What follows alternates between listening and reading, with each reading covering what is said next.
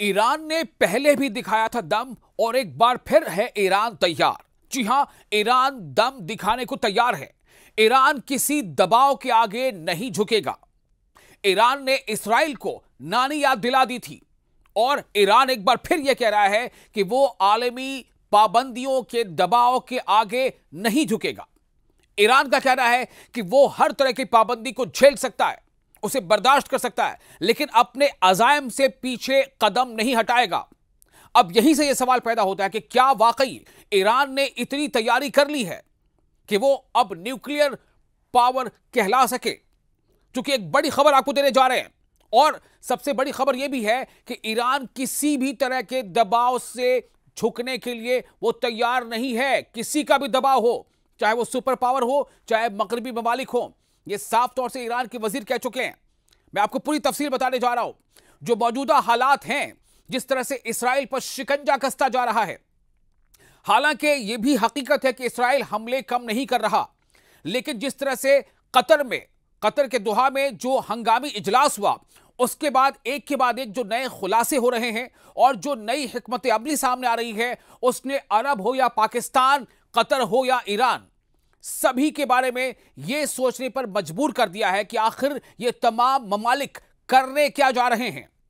यहां तक कि खुद इस्राइल तो छोड़िए, अमेरिका भी परेशान है।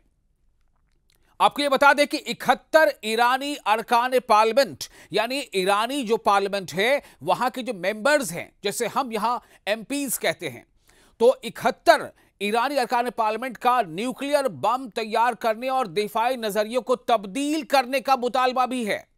क्योंकि आपको पता होगा कि खामनेई जो ईरान के रूहानी रहनुमा हैं, उनका यह कहना था कि दरअसल बहुत पहले उन्होंने अपनी एक बात रखी थी, जिसे आमतौर से एक फतवा कहा जाता है कि चूंकि न्यूक्लियर बम जो है वो बड़े पैमाने पर हलाकत का सबब बनता है, इसमें कई बार ऐसा होता है कि हम जिससे बदला लेना चाहते हैं, उससे ज्यादा कई और बेगुनाहों का कत्ल हो जाता है। कई तरह की हयातियात और नबातियात, उनका भी नुकसान होता है, यानी एनवायरमेंट का ही नुकसान होता है। इसलिए इसका इस्तेमाल करना शायद सही नहीं है। इसको ईरान के लोगों ने माना भी था। लेकिन जो इस्राइल के साथ हालिया जो जंग हुई 12-13 दिनों की, और उसमें जिस तरह से ईरान ने अपना दम दिखाया, उसके बाद ईरानी अरकान पार्लियामेंट में यह जज्बा बहुत जोर शोर से घर कर गया है कि अब मौका आ गया है, अब कदम पीछे नहीं हटाना है। इस्राइल ने जो किया, अब वो पड़ रहा है उसी के गले। बढ़ती जा रही है फलस्तीन के हिमायती मुल्कों की तादाद, यानी ऐसी हिकमत अमली। इस्राइल ने जो ईरान पर जंग की थी, उसके बाद से जो हालात बदल रहे हैं, जाहिर तौर पर दिख कुछ और रहा है, लेकिन अंदर ही अंदर बहुत कुछ ऐसी चीजें हो रही हैं जिसने इस्राइल को परेशान कर रखा है। ऐसा लगता है कि इस्राइल हताश है, बेचैन है, और उसी हताशा में और बेचैनी में उसने अंधाधुंध वहां पर हमले शुरू किए। लेकिन देखिए उसका नतीजा क्या हुआ। ऐसे तमाम देश, ऐसे तमाम मुल्क जो इस्राइल की तरफदारी करते नजर आते थे, UNGA, United Nations general assembly में ऐसे तमाम मुल्कों ने, जिन्होंने बरसों फिलिस्तीन की हिमायत नहीं की थी, इस्राइल के साथ खड़े थे, लेकिन उन मुल्कों ने फिलिस्तीन एक अलग रियासत, एक अलग मुल्क हो, फिलिस्तीन की जो लोग हैं फिलिस्तीन को, उनको अपने एक वतन होने का हक मिले, इसको यूएनजीए में मंजूर किया है, तस्लीम किया है, रिकॉग्नाइज किया है। और किन किन मुल्कों ने? फ्रांस ने रिकॉग्नाइज किया, यूके यानी ब्रिटेन ने रिकॉग्नाइज किया, कनाडा ने रिकॉग्नाइज किया, ऑस्ट्रेलिया ने रिकॉग्नाइज किया, ब्राजील ने रिकॉग्नाइज किया, माल्टा ने रिकॉग्नाइज किया, बहुत सारे ममालिक हैं, फ्रांस ने रिकॉग्नाइज कर लिया। यानी सब मुल्क कह रहे हैं कि फिलिस्तीनियों को उनके अपने वतन का हक लाजमी है, और शायद यही वो रास्ता है, टू स्टेट थ्योरी, जिसके वजह कर मशरिक़ वस्ता में शांति होगी। लेकिन क्या आपको लग रहा है कि यह सब अचानक हो गया? क्या यह सब बस यूं ही हो गया है? आपको बता दें कि यूएनजीए में इस मामले की सदारत फ्रांस और दूसरा मुल्क कौन था? सऊदी अरब। फ्रांस और सऊदी अरब ने मिलकर किया था इस मामले की सदारत, और उसमें एक के बाद एक ऐसे मुल्कों की झड़ी लग गई जिनके बारे में तस्वुर करना मुश्किल था कि वो फिलिस्तीन की हिमायत में बोलेंगे। न्यूजीलैंड ने भी मन बना लिया है कि बहुत जल्द वो फिलिस्तीन को तस्लीम करने का ऐलान कर देगा ऑफिशियली। और लंदन में तो वहां की जो म्युनिसिपैलिटी है और अलग अलग दफातर है, वहां पर कई बरसों के बाद फिलिस्तीन के झंडे नस्ब किए गए। इटली में लोग सड़कों पर उतर आए। कई शहरों में जबरदस्त तनाव देखा गया। किस बात को लेकर के? इस मांग के साथ कि इटली की हुकूमत भी फिलिस्तीन को तस्लीम करे, Palestine as a separate state और कंट्री, उसे रिकॉग्नाइज किया जाए। इसकी मांग के साथ इटली के लोग सड़कों पर आ गए। अब आप सोचिए मंजर कैसा बदल रहा है, दिख क्या रहा है, हो क्या रहा है, समझ में क्या आ रहा है, और तस्वीरें और जो मुशाहिदात हैं, जो हकीकत है वो क्या है, वो देखिए। इस्राएल का साथ देते देते अमेरिका भी कहीं तन्हा ना रह जाए। अब तो लोग ये बातें करने लगे हैं। क्योंकि अमेरिका नहीं मान रहा, लेकिन ब्रिटेन मान रहा है, फ्रांस मान रहा है, जर्मनी के बारे में भी बातें आ रही है कि वो भी इसके लिए अब जहन बना रहा है। कनाडा ने मान लिया, फिलिस्तीन को एक कंट्री के तौर पर मान लिया, तस्लीम कर लिया। इसका मतलब क्या होता है कि जिन जिन मुल्कों ने फिलिस्तीन को एक कंट्री के तौर पर मान लिया, एक स्टेट के तौर पर मान लिया, उन मुल्कों में फिलिस्तीन के दफातर पहले से जो हैं वो और वसी पैमाने पर होंगे, ऑफिशियली होंगे, उनके झंडे होंगे, उनके सिफारतकार होंगे, उनके डिप्लोमेट्स होंगे, सारा कुछ होगा। यानी कि जिस फिलिस्तीन को इस्राएल सफ़े हस्ती से मिटा देना चाहता था, नक्शे से खत्म कर देना चाहता था, देखिए कहते हैं ना, जिसे ऊपर वाला रखे उसे भला कौन चखे। तो हम बात ही कर रहे थे ईरान की। ईरान ने भी जो जमामर्दी दिखाई, ईरान ने जो ताकत और हौसले का मुजाहिरा किया, जिस तरह से इस्राएल को नाके चनो चबवा दिया। तेल अवीव में सायरन ऐसे बजते थे कि वहां के लोग परेशान हो जाते थे। तेल अवीव, हाइफा, इन शहरों को ईरान ने अपने हमले से, मिसाइल हमलों से तबाह कर दिया लगभग। उसी ईरान ने फिर एक बार दम दिखाया है। जी हां, चर्चा तो यह हो रही है कि वेस्टर्न कंट्रीज IAEA की आड़ में एक बार फिर से ईरान पर पाबंदियां आयद करेंगे, लेकिन ईरान खड़ा है। ईरान बाआवाज़े बुलंद कह रहा है कि न सिर्फ हम तैयार हैं हर तरह के हालात के लिए, न सिर्फ हम मिसाइल की टेक्नोलॉजी में आगे हैं, न सिर्फ हम अस्करी तौर पर यानी मिलिट्री पावर में बहुत बढ़ चुके हैं, हम तैयार हैं, बल्कि हम किसी भी तरह की पाबंदी को भी बर्दाश्त करने के लिए तैयार हैं अगर हम पर दबाव बनाया गया तो। खुद अमेरिका के अंदर से बुलंद हो रही है अब ऐसी भी आवाजें। इन सब बदले हुए हालात के बीच अमेरिका के सेनेटर्स भी अब यह आवाज उठा रहे हैं कि फिलिस्तीन को एक सेपरेट कंट्री, एक स्टेट के तौर पर तस्लीम कर लिया जाए। अमेरिका के अंदर भी आवाज उठ रही है। तो चाहे ईरान से इस्राएल, इस्राएल से कतर, कतर से अमेरिका, अमेरिका से सऊदी, सऊदी से पाकिस्तान, उधर तुर्की का इस्राएल के साथ तमाम ताल्लुकात खत्म कर लेना, ये तमाम चीजें एक दूसरे से जुड़ी हुई हैं, ये इंटरलिंक्ड हैं। और आपको तो यह खबर पता ही होगी कि जिस तरह से अमेरिका ने इस ख्वाहिश का इजहार किया कि अफगानिस्तान जो बगराम हवाई बेस है, बगराम एयर बेस है, बहुत बड़ा एयर बेस हुआ करता था बगराम अफगानिस्तान में, अमेरिका का बहुत बड़ा फौजी अड्डा हुआ करता था, लेकिन अमेरिका को छोड़कर भागना पड़ा था बगराम हवाई अड्डे को और हवाई बेस को।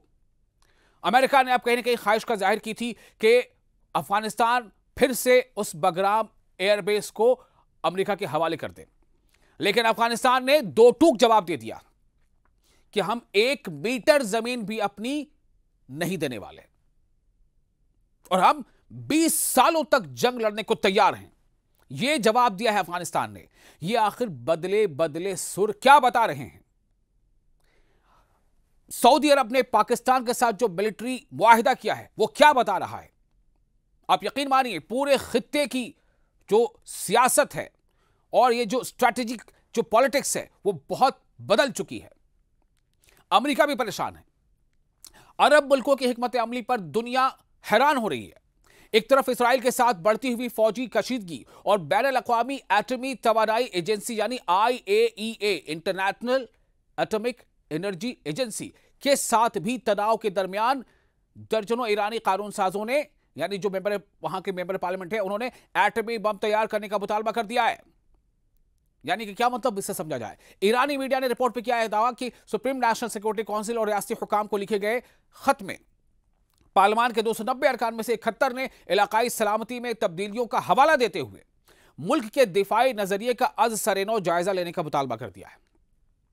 यानी ईरान यह कहता रहा है कि हमारे पास तमाम तैयारियां हैं, हम न्यूक्लियर आज़ूदगी कर रहे हैं बेशक, लेकिन ईरान का मौकफ यह था कि हम बम नहीं बनाएंगे, हम उसका इस्तेमाल किसी दूसरी तरक्याती कामों के लिए करेंगे, पब्लिक वेलफेयर के लिए करेंगे, एनर्जी के लिए करेंगे। लेकिन यह साफ जाहिर है कि जिस दिन ठान ले ईरान, उस दिन वो कर सकता है। उसकी पूरी तैयारी है, पूरी तैयारी है। सिर्फ मामला एक फतवे पर अटका हुआ था। एक तरफ इस्राइल के साथ बढ़ती हुई फौजी कशीदगी और इंटरनेशनल एटॉमिक एनर्जी के साथ जो तनाव है, उसके दरमियान भी अब यह तूल पकड़ रहा है मामला। आपको ये भी बता दें कि रियासती हुकाम को लिखे गए खत में पार्लियामान के 290 में से 71 अरकान ने इलाकाई सलामती में तब्दीलियों का हवाला देते हुए मुल्क के दिफाई नजरिए का अज़-सर-ए-नौ जायजा लेने का मुतालबा कर दिया। और इसी के साथ ऐसी बातें होने लगी हैं कि क्या इसराइल पर फिर से पश्चिमी देश यानी मगरबी ममालिक पाबंदियां लगाएंगे। हालांकि ईरान अभी जंग के दौर से गुजरा है, हो सकता है कि कुछ उसकी माशी हालत बेहतर ना हो, लेकिन जो हालात बदले हैं ना, और जिस तरह से ईरान, रशिया, चाइना, सऊदी अरब, पाकिस्तान, कतर, तुर्की, मतलब तमाम ऐसी चीजें हैं, कई दौर, कई मीटिंगें, अलग अलग प्लेटफॉर्म के तहत मुलाकातें, इसमें काफी कुछ बदला है। इस्राएली पागलपन कानून साजों ने अपने खत में इस बात पर भी जोर दिया है कि इस्राएल पागलपन दिखा रहा है, इसलिए उसको एहसास दिलाना जरूरी है, उसे मजा चखाना जरूरी है। इस्राएल पागलपन के दहाने पर है और जो इंटरनेशनल एक रिस्पॉन्सिबिलिटीज होती हैं उसकी परवाह किए बगैर हमले करता चला जा रहा है। आपको बता दें कि फिलिस्तीन में जो जोर इस्राएल ने लगाया, उसने सोचा कि इससे पहले कि यूएनजीए में तमाम ममालिक फिलिस्तीन के नाम का झंडा बुलंद करें, फिलिस्तीन को सफ़े से मिटा दो। लेकिन क्या ऐसा हुआ? बेशक फिलिस्तीन के लोगों ने कुर्बानियां दी, शहादतें कबूल की, लेकिन वो दिन भी आया जब फिलिस्तीनियों के चेहरे पर खुशी भी आई है।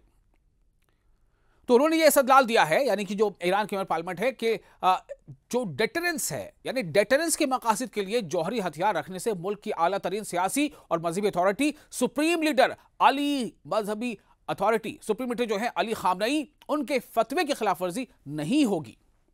यानी आप डेटरेंस के मकसद से अगर आप ऐसा करते हैं, मुल्क की सालमियत और मुल्क की हिफाजत के मद्देनजर अगर हम ये कदम उठाएंगे, तो ये उनके फतवे की खिलाफ वर्जी नहीं होगी। आप समझ लीजिए कि कहां तक तैयार है ईरान। न सिर्फ ये कि उसकी तैयारी इस तरफ है, वो दिख रही है, बल्कि इस बात के लिए खुले तौर पर अरागची ने कह दिया है कि हम किसी भी दबाव के आगे झुकने को तैयार नहीं है, किसी भी दबाव के आगे झुकने को तैयार नहीं है। तेहरान ने तवील अरसे से जोर देकर कहा है कि वो जौहरी हथियारों की तलाश नहीं कर रहा है। तेहरान ने जो अली खामनेई के उस फतवे का हवाला दिया है जिसने पहले बड़े पैमाने पर तबाही फैलाने वाले हथियारों की तैयारी और इस्तेमाल पर सरकारी तौर पर पाबंदी आयद की थी। यह पार्लियामानी कार्रवाई ऐसे वक्त में सामने आई है जब इस्राएली हुकाम ने बार बार धमकी दी है कि वो जिसे वो ईरानी महवर के तौर पर बयान करते हैं उसे शिकस्त देंगे। इस्राएली हुकाम ईरानी मकामात पर मजीद हमलों के इम्कानात के बारे में बार बार खबरदार कर चुके हैं। ये पेशरफ्त यानी ये डेवलपमेंट उस वक्त भी हुई है जब तेहरान और इंटरनेशनल एटॉमिक एनर्जी एजेंसी के दरमियान ताल्लुकात खराब हो गए। दोनों फरीकों के दरमियान जौहरी मुआयने दोबारा शुरू करने के हवाले से एक मुआहदे के ऐलान के बावजूद ताल्लुकात में खराबी आई है।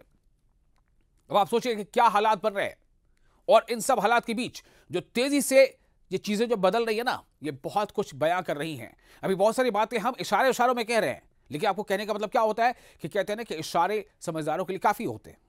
बहुत सारी ऐसी बातें हैं जिनको खुलकर कहा नहीं जा सकता।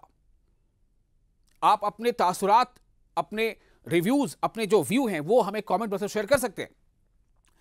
आपको बता दें कि IAEA ने पहले अपनी रिपोर्ट पे इस बात की तस्दीक की है कि ईरानी हुकाम जौहरी बम के करीब पहुंच रहे हैं। ये पहले की रिपोर्ट है उनकी यूरेनियम की अफजूदगी की सतह 60% तक पहुंच गई है, 60% तक, 60% तक। ये शरह जौहरी हथियार हासिल करने के लिए बहुत करीब है। ये IAEA के पहले की रिपोर्ट है। आप अंदाजा कर पा रहे हैं क्या बात सामने आ रही है? ईरानी वजीर खारजा अब्बास अरागची ने कहा है कि हमारा मुल्क सिफारतकारी पर यकीन रखता है, यानी डिप्लोमेसी पर, और सिफारतकारी के जरिए दहाइयों से मौजूद तनाज़ात को, जो विवाद हैं, जो तनाज़ात हैं, जो कंट्रोवर्सी, उसको तय करने के लिए हम तैयार हैं। मगर दबाव के लहजे में ज़बान को कबूल न तो किया जा सकता है, न उन पर कोई मुस्बत रद्द-ए-अमल दिया जा सकता है। कोई कमेंट भी नहीं करेंगे पॉजिटिव, ये कहना है उनका। उन्होंने इन ख्यालात का इजहार ईरान के रियासती टीवी के साथ किया। अब्बास अरागची ने कहा है कि यह मगरिब के लिए वक्त है, यानी मगरिब मतलब वेस्टर्न कंट्रीज के लिए, पश्चिमी देशों के लिए यह वक्त है कि वो फैसला करे कि उसने ताउन का रास्ता मुंतखब करना है, यानी वो कोऑर्डिनेशन का रास्ता चुनना चाहते हैं, या फिर तसादुम का यानी टकराव का। तो कोऑर्डिनेशन या टकराव, हम तैयार हैं, ये ईरान का कहना है। याद रहे कि बर्तानिया, फ्रांस और जर्मनी ने ईरान पर स्नैपबैक पाबंदियां आयद करने के लिए 28 अगस्त से प्रोसेस शुरू कर दिया है। 28 अगस्त से ही उन मुल्कों का ईरान पर इल्जाम है कि तेहरान 2015 में होने वाले जौहरी मुआहदे पर अमल दरामद में नाकाम हो चुका है, जो उसे जौहरी हथियार बनाने से रोकने के लिए आलमी ताकतों ने इसके साथ 2015 में किया था। ईरानी वज़ीर ख़ारजा के हवाले से मालूम हुआ है कि वो बैनुल अक़वामी यानी इंटरनेशनल जौहरी वॉच डॉग यानी IAEA के सरबराह राफेल ग्रोसी से न्यूयॉर्क में मुलाकात से पहले यूरोपीय यूनियन के वज़ीर ख़ारजा से मुलाकात करेंगे। यूरोपीय यूनियन के वज़ीर ख़ारजा यानी एक्सटर्नल अफेयर मिनिस्टर्स, विदेश मंत्रियों से ये मुलाकातें अक़वाम मुत्तहिदा की यानी UN जनरल असेंबली की साइडलाइंस में मुतवक्के है, लेकिन साफ तौर से कह दिया है कि हम किसी दबाव में नहीं आने वाले।